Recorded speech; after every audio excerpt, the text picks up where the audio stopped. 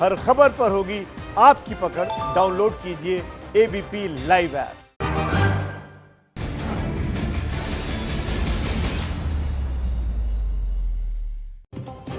देखिए, भारत और चीन के बीच एलएसी पर चल रहे तनाव को लेकर आज बड़ी हलचल का दिन है। आज भारत और चीन के बीच करीब 1 घंटे से कमांडर स्तर की छठे दौर की बातचीत चल रही है। ये इस वक्त की बड़ी खबर, छठे दौर की बातचीत जो भारत और चीन के बीच चल रही है। इस बैठक के बारे में जान लीजिए आप। ये जो बैठक है वो एलएसी के चीन वाले हिस्से मोल्डो में चल रही है। और बड़ी बात यह कि पहली बार इस बैठक में भारतीय राजनयिक मौजूद रहेंगे। सीमा विवाद पर आज चीन से छठे दौर की ये बातचीत, कमांडर स्तर की ये बातचीत है। पहली बार इस लेवल की बातचीत चीन के साथ 6 जून को हुई। उसके बाद 22 जून, 30 जून, 14 जुलाई, 2 अगस्त और आज 21 सितंबर छठे दौर की बातचीत। लेकिन छठे दौर की बातचीत महत्वपूर्ण इसलिए हो जाती है क्योंकि आज इस बैठक में जो भारतीय राजनयिक हैं वो मौजूद रहेंगे और इसीलिए माना जा रहा है सीमा मामलों पर ज्यादा व्यापक नजरिया और समाधान की संभावना तलाशने के लिए ये रास्ता जो बदला गया है। हम सीधे रुख करते हैं। फिलहाल मेरे साथ मेरे सहयोगी प्रणय उपाध्याय इस वक्त मौजूद हैं। जरा अपडेट लेते हैं प्रणय उपाध्याय से। ये बैठक जो शुरू हो चुकी है, खबरें किस तरीके की छनकर मिल रही हैं प्रणय उपाध्याय?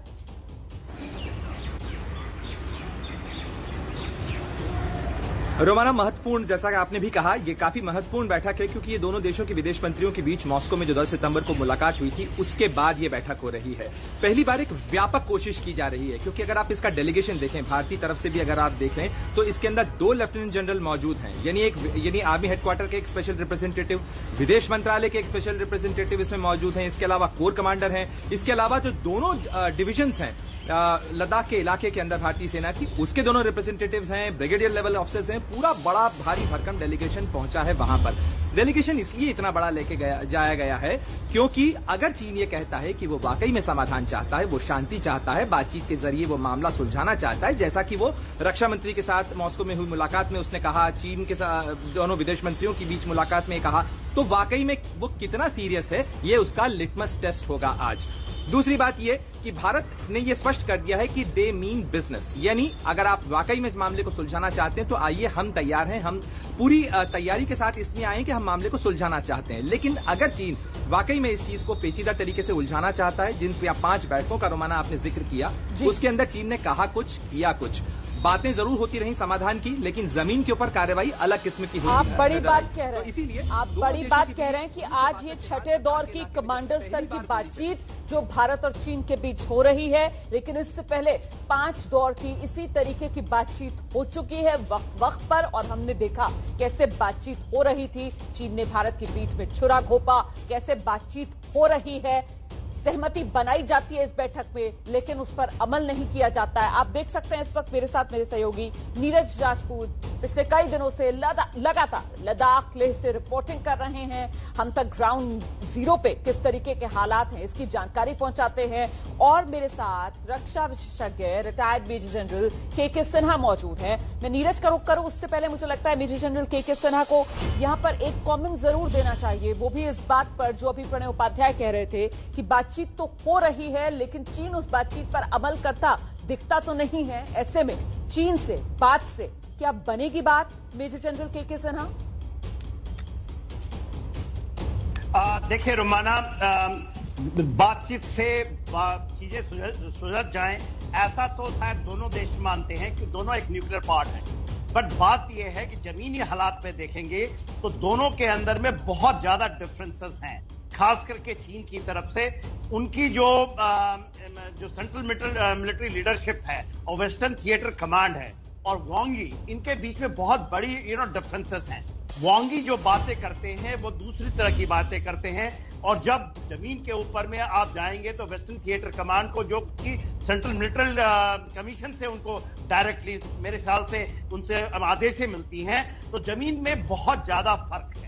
मगर आज की परिस्थिति में जब हम एक पोजीशन स्ट्रेंथ पे हैं, हमारी जो पोजीशन स्ट्रेंथ बहुत ज्यादा अच्छी हो चुकी है, तो हम जब बात करेंगे तो उस स्ट्रेंथ से हम जब बात करते हैं, और हमारी सबसे बड़ी जो खूबी है और सबसे बड़ा हमारा स्ट्रेंथ है, हमारी विदेश मंत्रालय हो, हमारी मिलिट्री हो, हमारी पॉलिटिकल लीडरशिप हो, हम एक ही प्लेट में हैं, एक ही थिंकिंग है। और वो थिंकिंग ये है कि हम इस बार बातचीत होगी तो बातचीत एक कंक्लूजन में जाएंगी, बॉर्डर के पूरी समाधान के बारे में हम कोई दिशा निर्देश निकालेंगे। ये हमारी अप्रोच है।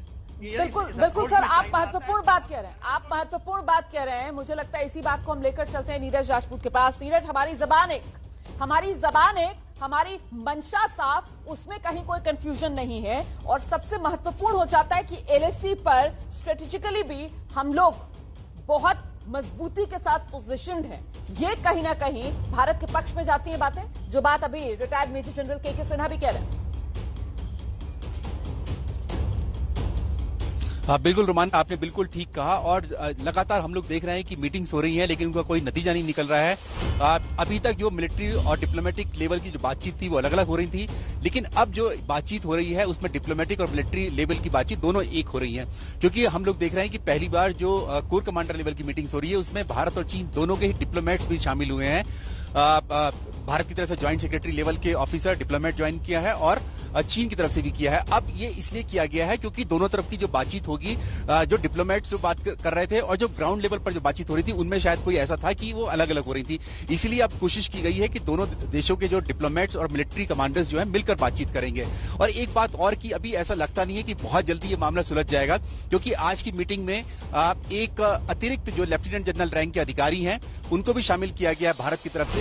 वो इसलिए किया गया है शायद क्योंकि जो लेह स्थित कोर कमांडर हैं लेफ्टिनेंट जनरल हरिंदर सिंह, उनका अगले महीने जो है उनका टेन्योर जो है यहाँ खत्म हो रहा है। उनकी जगह पर दूसरे लेफ्टिनेंट जनरल आएंगे, तो ऐसा लगता है कि उनको भी इस बातचीत में शामिल किया गया है। लेफ्टिनेंट जनरल पीजी मेनन को शामिल किया गया है, वो इसीलिए कि कहीं ऐसा तो नहीं कि बातचीत और लंबी खिंचेगी, और ऐसा लगता है, और इसीलिए उनको अतिरिक्त लेफ्टिनेंट जनरल को इस मीटिंग में शामिल किया गया है भारत की तरफ से। ठीक है नीरज, आपने महत्वपूर्ण जानकारी दी। प्रणय उपाध्याय के पास लेकर चलते हैं अब दर्शकों को।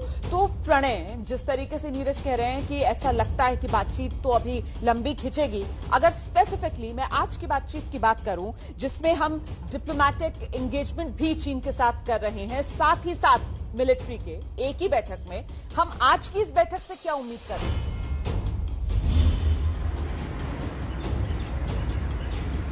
देखिए, भारत की अपेक्षा इस बैठक को लेकर यही है, और जो कहा भी जाएगा कि चीन कंप्लीट डिसएंगेजमेंट और डी एस्केलेशन इन दोनों के ऊपर जमीनी तौर पर कैसे ट्रांसलेट करेगा, इसका खाका तय किया जाए।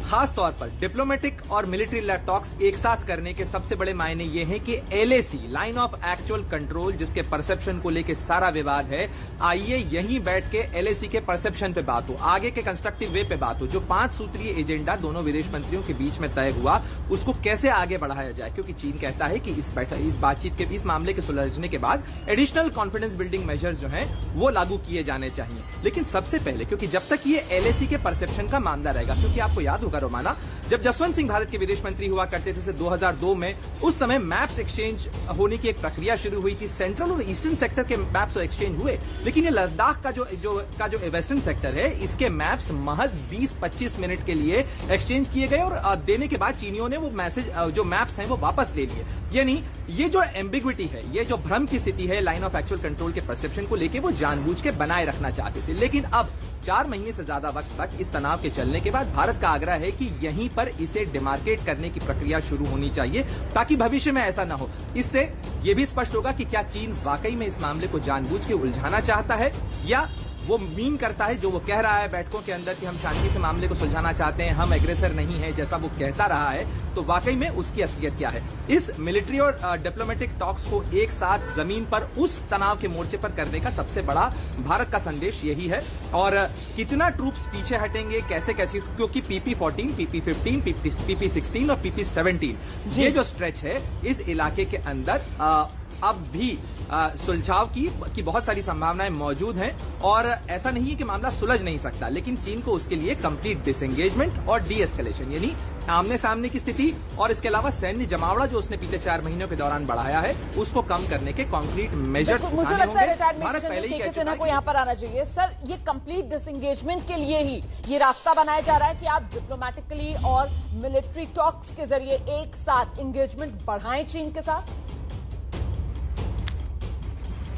देखिए रोमाना, जो आपके रिपोर्टर बता रहे थे 2002 की बात कर रहे थे, जो मैप दिया गया था, मैप में देखिए जो हम लोगों ने दिया था वो वेरी क्लियर कट है और भारत उससे पीछे हट नहीं सकता और ना हटेगा, क्योंकि एलएसी के प्रोसेशन हमारी भरी जो 3 जगह हैं, खास करके जो कोंगरांग नाला की बात कर रहे हैं, जो वो कहते हैं गोगरा और पैगांगसो, इस जगह में चीन आज के दिन में आपका अंदर ट्रांसग्रेशन में पोजीशंस में है।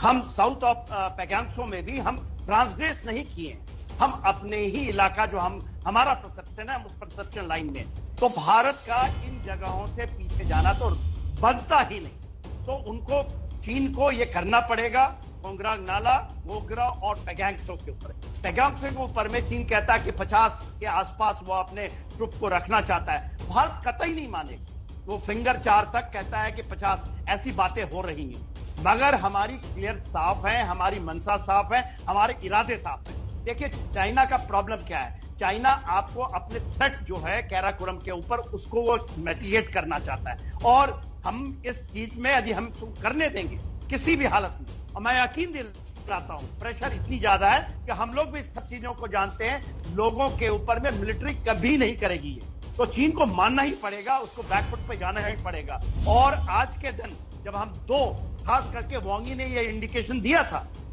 हमारे फॉरेन मिनिस्टर को कि उनको कहीं न कहीं परसेप्शनल प्रॉब्लम है उनके बीच में, और जिस स्थिति में चाइना है उसको जाना ही पड़ेगा। हमारी स्टैंड वेरी क्लियर है। बहुत सही कह रहे हैं सर आप, बहुत बहुत धन्यवाद आपका इस तमाम जानकारी के लिए। हमारी स्टैंड बिल्कुल क्लियर, हमें कहीं भी कोई कंफ्यूजन है नहीं है एलएसी के परसेप्शन को लेकर, और ऐसे में चीन के पास अब कोई विकल्प है नहीं, चीन को समझना ही होगा, चीन को पीछे हटना ही होगा।